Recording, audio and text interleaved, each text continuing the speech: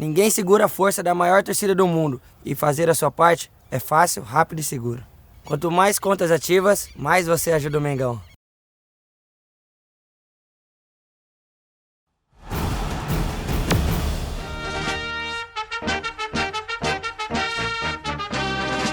Eu vim para o Rio na transferência da minha família no final de 1959, sobretudo por causa do meu tio-avô, irmão da minha avó, e do meu pai, né, que eram torcedores do Fluminense, e ele, juntamente com o meu irmão mais velho, levava a gente sempre para o Maracanã, não somente para os jogos, né, mas também os jogos da primavera, que eram jogos intercolegiais que tinha.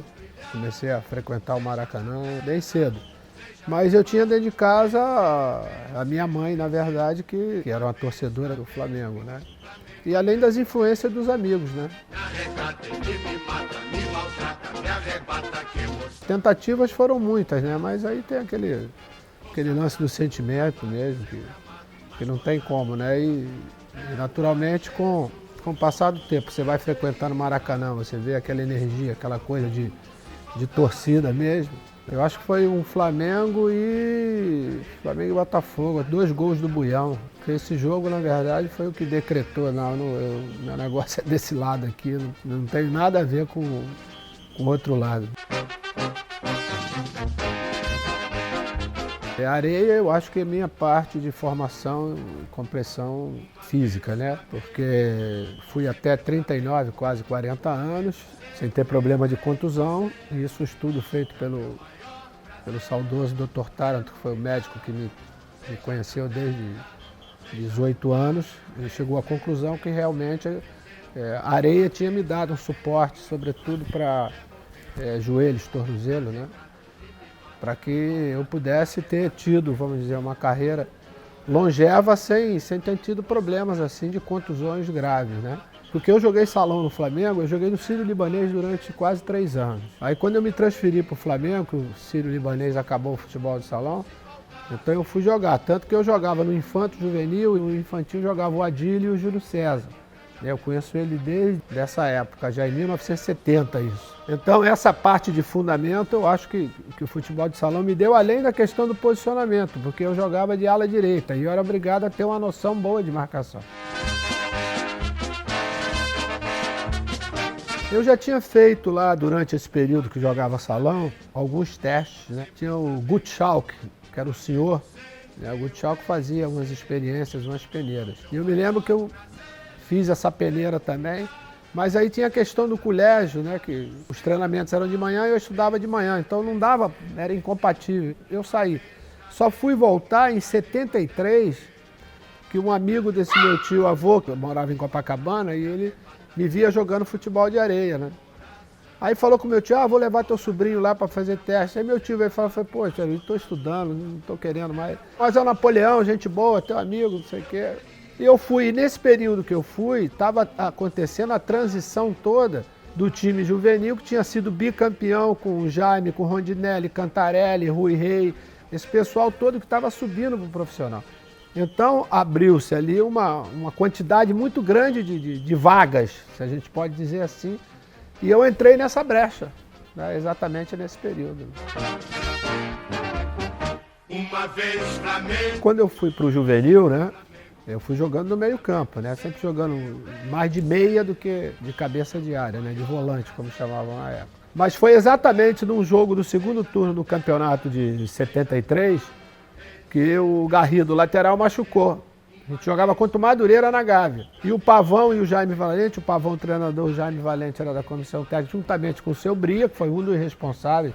Porque quando eu cheguei lá levado pelo Napoleão, que era amigo do seu Bria, vizinho, aí o seu Bria usava aquele cabelo black power, o seu Bria olhou para mim, aquele sotaque paraguaio dele, que nunca saiu, né? Ele falou assim, Bria, trouxe aqui o menino que eu te falei, não sei o quê. Ele olhou para mim assim e falou assim, você é guitarrista ou jogador de futebol?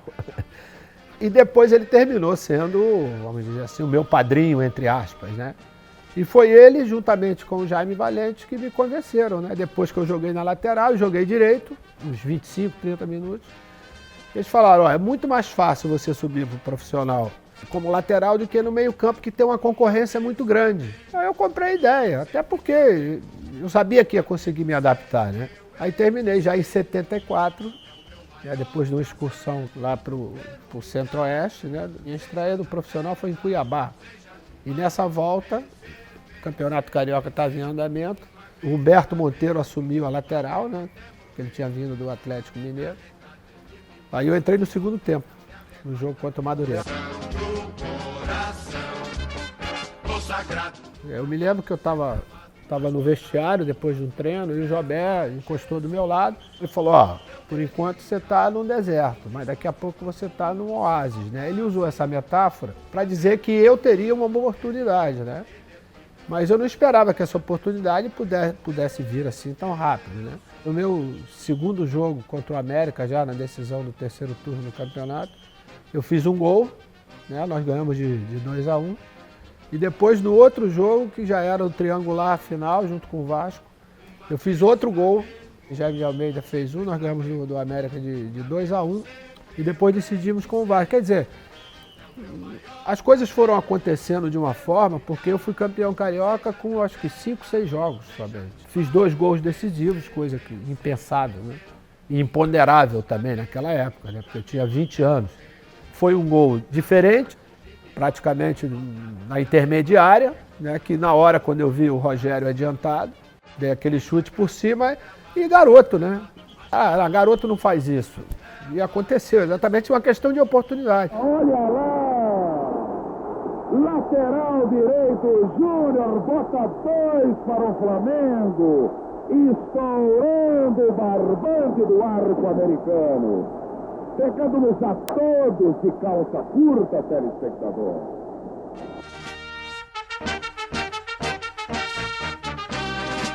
Engraçado porque eu já estava 2 anos, né, jogando como lateral direito, já estava perfeitamente adaptado à posição.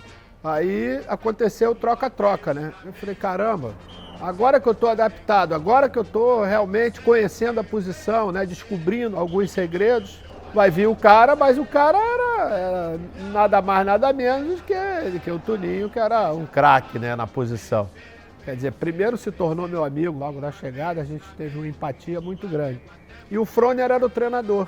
Aí ele falou, ó, eu vou dividir, vou botar o Vanderlei no primeiro tempo e no segundo tempo vou botar na esquerda pra gente fazer um teste. Será que você conseguiria se adaptar? Eu vou tentar, né? Não é a mesma coisa, tem uma mudança grande, é até mesmo posição do corpo. Por exemplo, chegar na linha de fundo com a perna direita eu cruzava com tranquilidade.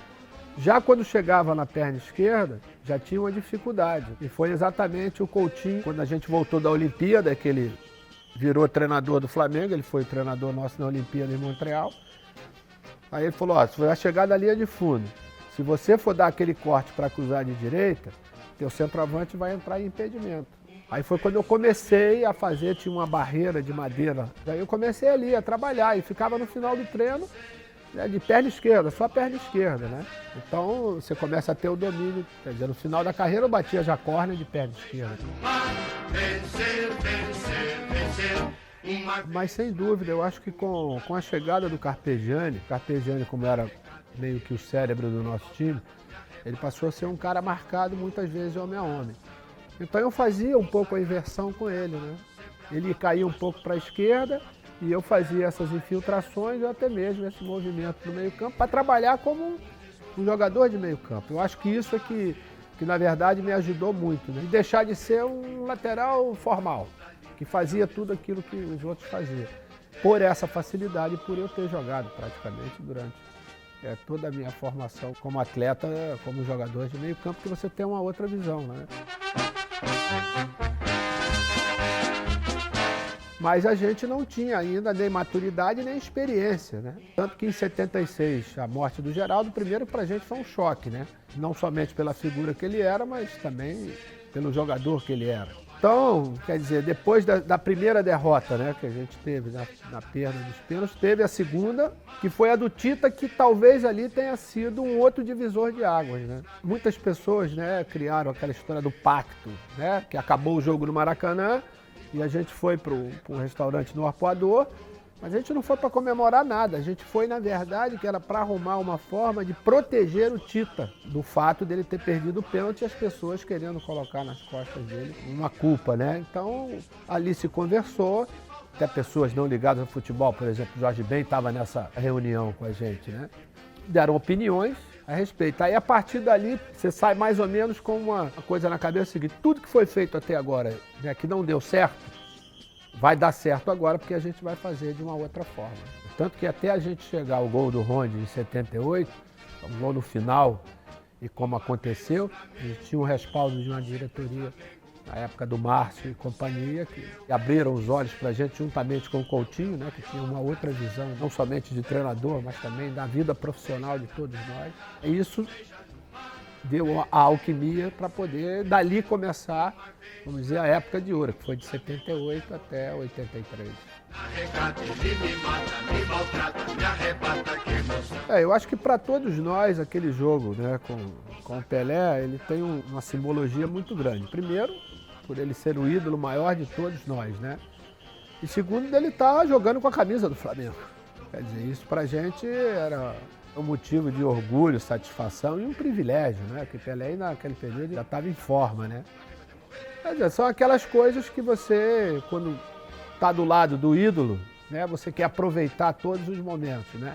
E ele, com a disponibilidade dele e a humildade de sempre, se mostrou realmente o que ele era, não somente dentro do campo, mas sobretudo fora, né? Nesse contato que a gente teve de um treinamento na Gávea, com a Gávea toda lotada, e depois no Maracanã, com mais de 100 mil pessoas, não dá para você descrever.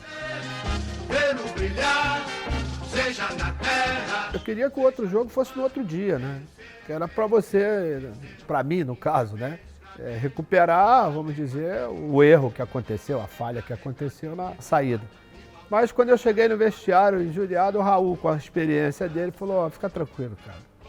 No Maracanã a gente vai descontar tudo isso.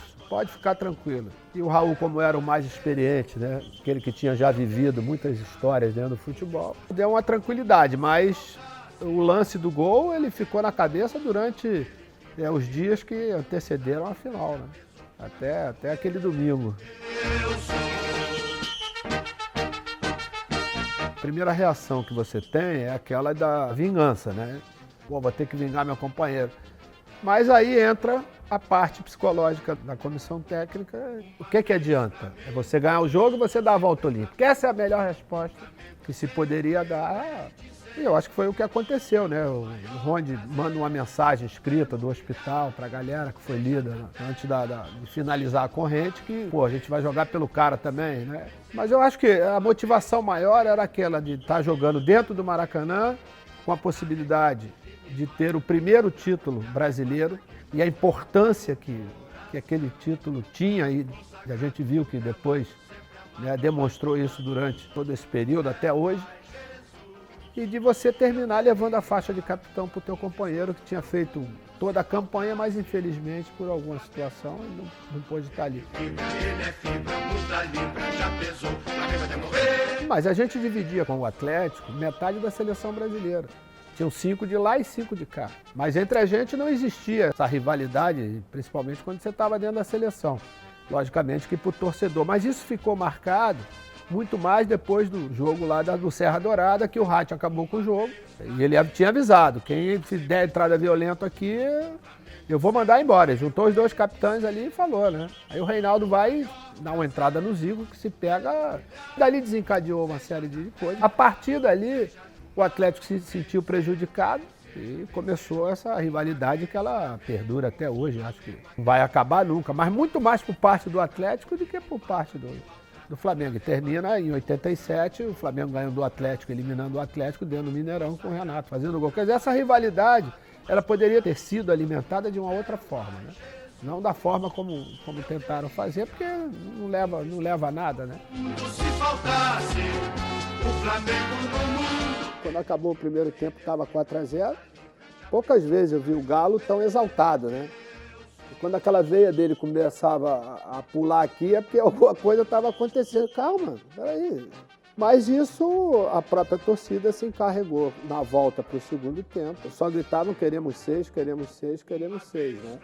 Porque a lembrança, imagina, você tomar de 6 no dia do aniversário do clube, ficou uma coisa realmente marcada, né? Durante todo esse tempo. Além de uma placa que eles tinham lá com um V e um 6, né?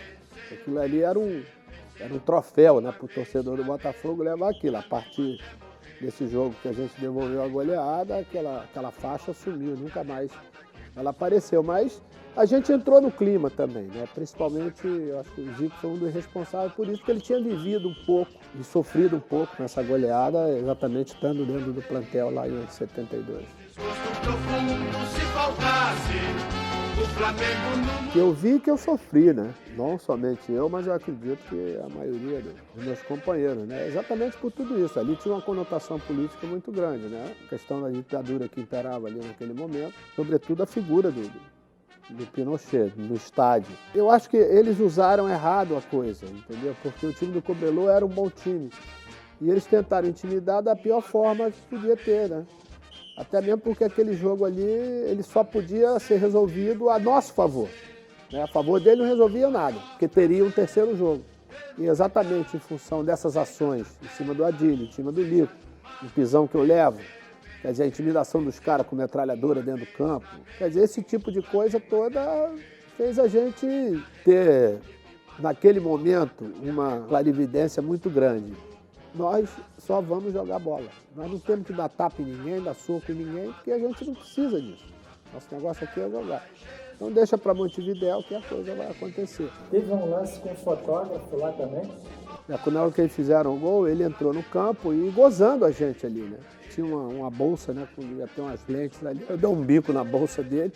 Foi quando entrou o carabineiro lá e engatilhou aquela metralhadora ali, né? Para você ver como é que estava o clima, né?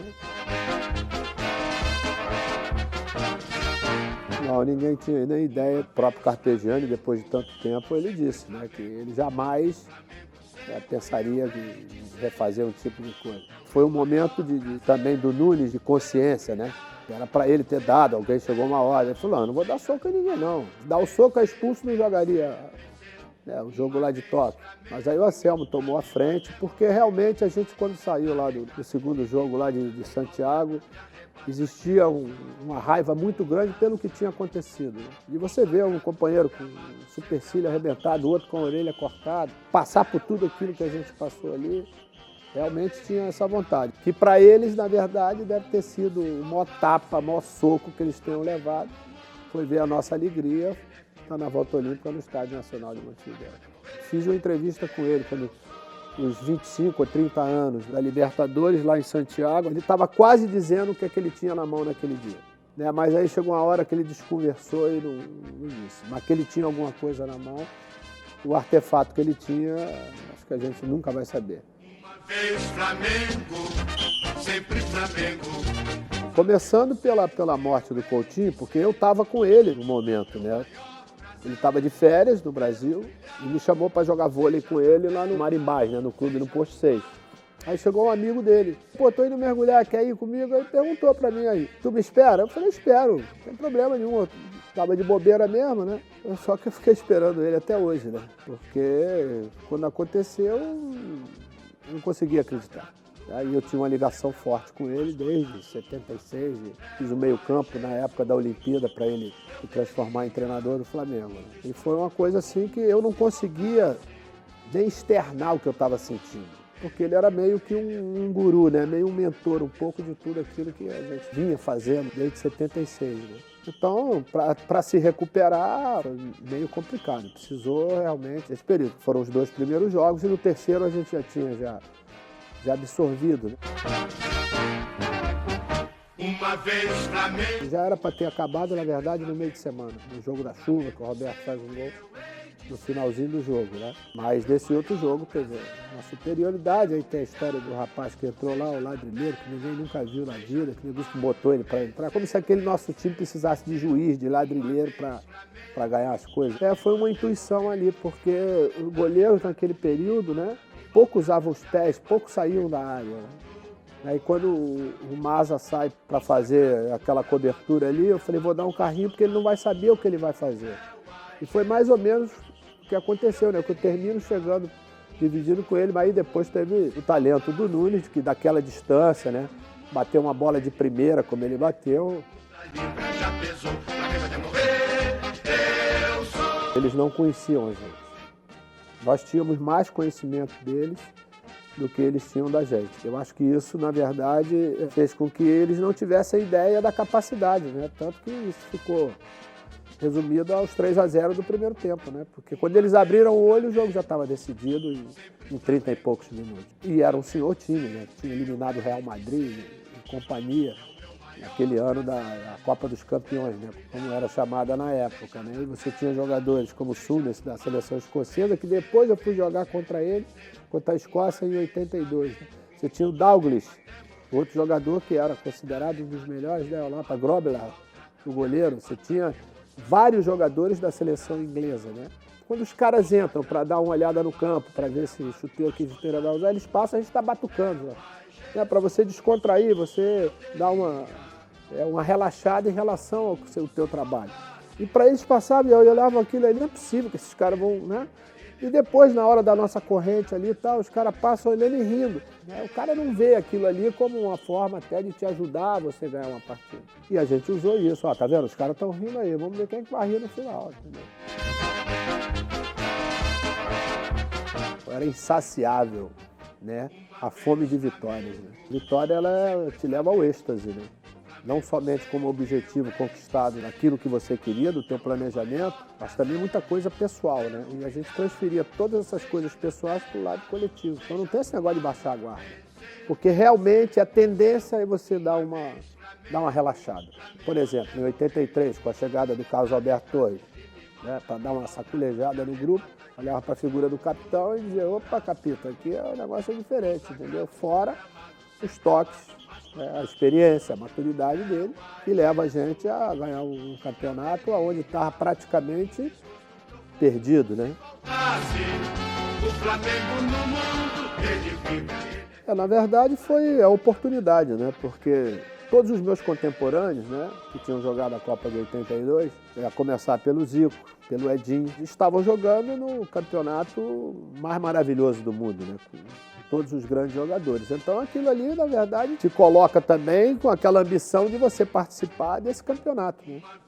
E quando o Zico sai, que eu começo a jogar no meio-campo, né, que vou jogar esse torneio lá em Milão, contra a Juventus, contra a Inter, contra o Milan, contra o Peñarol, foi quando apareceu a oportunidade dessa transferência, né? Eu estava na seleção, o Edu era o treinador, irmão do Zico, quando os dirigentes do Torino vieram. Foi quando eu fiz a pergunta. Antes da gente falar de qualquer coisa, eu quero saber, vocês estão querendo me levar para jogar em que posição? Aí o diretor falou, não, o treinador quer te levar, porque ele te viu jogando lá como meio-campista, e quer te levar para jogar, né? Então vamos começar a conversar outras coisas, né? Porque para mim era, primeiro, uma satisfação, né? E o prazer de voltar a jogar na minha posição que eu tinha deixado lá atrás, em 74. Quer dizer, 10 anos antes, e voltar a jogar na posição que eu sempre quis jogar, e em função de uma série de coisas, eu não tive a oportunidade. E o mais engraçado é que é o seguinte, né? Com a minha venda para o Torino, em 84, o dinheiro da minha venda, foi quando o presidente, o seu Jorge Alau, né, ele comprou o terreno do Ninho do Urubu, que terminou sendo feito o CT. Né? Tanto que quando os caras me perguntaram, quando eles fizeram o busto em 2018, você gostaria que ficasse aonde? Eu falei, gente, em qualquer lugar que esteja dentro do território rubro-negro, para mim está ótimo. Porque a gente pensou em botar lá no Ninho. Eu falei, tem muita coisa a ver. E contei essa história.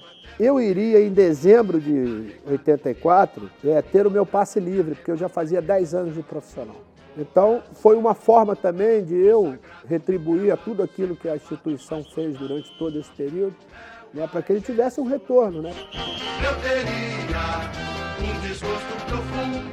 O Zico me deu de presente um videocassete com os gols, né? Ele escrevia, sem os teus passes, essa fita não teria acontecido. E o Rodrigo Pequeno colocava aquilo ali e ele via direto aquilo ali, né? Isso em 89, já em maio, junho mais ou menos, já estava no final da temporada lá, e eu chego em casa, ele tá vendo essa fita, aí ele me pergunta, aí pai, quando é que eu vou te ver jogar no Maracanã? Aí eu olhei pra minha mulher e falei assim, ó, acho que a gente vai ter que arrumar as coisas e ir embora. Ela falou, mas como? Tem proposta pra ficar, não sei o quê, as crianças no colégio. Eu falei, pô, mas eu posso, de repente, dar tudo pra ele, em termos de materiais, mas essa satisfação dele me ver jogar, tem que ser agora, porque eu já estava com 35 anos. Aí foi quando começou, o Gilberto Cardoso, que era o presidente na época, fez uma proposta. E minha mulher dizia, vão te chamar de velho, vão isso, vão aquilo, que é coisa mais do que normal, né? Eu falei, depois de 3, 4 meses que eu me readaptar, eu acho que eu vou conseguir retribuir, né, essa volta, né? E a ideia era somente jogar um ano, né? Aí a coisa começa a acontecer, em 90 a gente é campeão da Copa do Brasil, eu começo a entrar em forma. O Flamengo no mundo, ele vive. Joguei 2 jogos de zagueiro, né? Um na despedida do Zico, contra o Fluminense, lá em Juiz de Fora. E depois no jogo contra o Vasco, que são os gols do Bugica, que eu jogo de back central, né, marcando o Bebeto, que o Espinosa fala para mim na concentração, aí vai ser difícil, né? 2 jogadores com 30 e poucos anos no meio campo. Eu falei, não, tá bom, Valdir, eu fico no banco. Ele falou, não, no banco não, cara, tu vai de back central. Eu falei, como de back central? Eu falei, tu vai de back central. Mas eu tinha feito essa experiência na Itália, mas de líbero. Você tem 2 caras na tua frente como marcadores, você fica por trás só. Que aí você começa a usar a experiência, né? O cara baixava a cabeça para lançar e eu já saía antes. Ganhava aqueles 2 segundos que eram o suficiente para você poder ganhar a jogada. Mas aí foi esporádica, até porque nunca foi a minha predileção jogar como zagueiro ali, ainda mais que você precisava ser alto, e eu não tinha essa altura toda para poder jogar de zagueiro sempre. Eu teria um desgosto profundo. Porque em 90 a gente foi campeão lá em Goiás, no Serra Dourada, né? Quer dizer, ele não estava presente, mas em 91 ele estava dentro do campo, na beira do campo, né? Juntamente com o seu neném, o nosso Romualdo Taranto, né? Que era o nosso conselheiro, nosso dirigente na época. E eu dizia, o que é que o seu neném está fazendo com o Rodrigo ali? Vai tomar uma bolada ali, vai machucar esse moleque, né? Aí depois, quando a gente acaba e é campeão, e ele vem me abraçando, né? Porque aí ele vive o tal momento lá que ele perguntou para mim, ele falou, pai, nós ganhamos, né? Como se ele tivesse jogado comigo, e estava, na verdade, aquilo ali era um pouco para ele. Nós estávamos comemorando no La Mama, que é um restaurante que tinha ali na Praça Nossa Senhora Auxiliadora. E conversando com o Carlinhos, entre um chopp e outro, eu falei, Carlinhos, o que tu vai fazer? Ele falou, o que você fizer, eu faço também. Eu falei, porque os caras estão querendo que eu renove mais um ano. Eu falei, se tu renovar, eu renovo contigo. Aí termina a gente fazendo aquela campanha toda de 92, né? Coração consagrado no gramado sempre. O Botafogo era favorito, sem dúvida.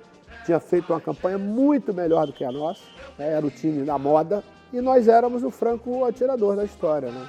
Todo esse favoritismo ele foi externado pelo lado do Botafogo, em declarações, né, em manchetes. Isso aí ele vai te cutucando, vai te alfinetando. E a gente conversava com a garotada toda e dizia, que os caras estão falando do lado de lá, que vão passar por cima da gente, que vão ganhar.